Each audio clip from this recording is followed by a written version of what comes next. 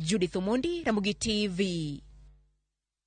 Od bura okadho somo mar ariyo mar paro mar chik mar osuru mar udi. Somo no okelo ywagruok e kind kweth jood bura mag Kenya Kwanza kod mago mag Azimio kata doko ni ombulu to noyango ni kwan jood bura 141 osiro paro mar chik osuru kata moromo 58 okwedo paro makamano. Walter Nyambaga miyo ler.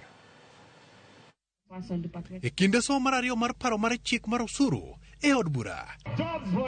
Somo mane okelo wedea kata doko ni jo od bura marom 141 ne osiro paro mar chik no kama rom 58 to ne okwedo paro mar chik no motegno. In a division on second reading of the Affordable Housing Bill 2023, the results are as follows.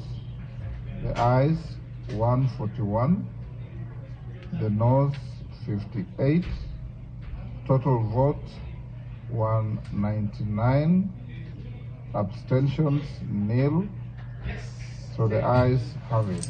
Twak mar paro mar chik ne omet ni kaja od bura mar Riedo Tinda Molo to kod jatend kweth mathoth e od bura Kimani Chungwa dunyore wach ka otiende lero ne paro mar chik no orem nyando piny owacho mag counties.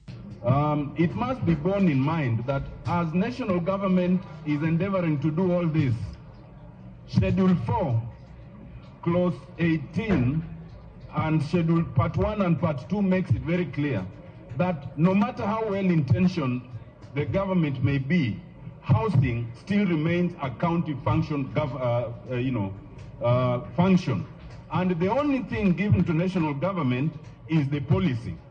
This bill is not prescribing policy, it's prescribing the way of doing it.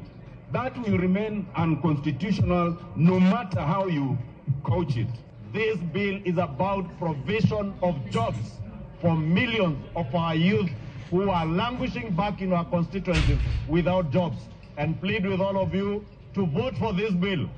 This bill is nothing other than about jobs. Jaod bura mogwel John Badi ne okoyo thuolo ne jakom komiti mochung' ne weche mag omenda Kimani Kuria e wi choko mag osuru manyalo kelo akwede ne jok mani osara to kod mago man nono. Because now, Mr. Speaker, those farmers in the village who, after producing their crops, sell their produce, will be required to surrender 1.5% of the gross produce to this housing levy.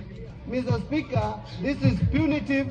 This is going to lead to unnecessary harassment of ordinary Kenyans by Kenya Revenue Authority. The monies are collected as a levy by KRA, they're taken into the fund, and then it is the fund that disburses these monies to the respective agencies. The agencies will implement the housing programs, and once the houses are complete, they are going to be transferred to the fund. And now it is now the fund that is going to distribute these houses to Kenyans, Honorable Speaker.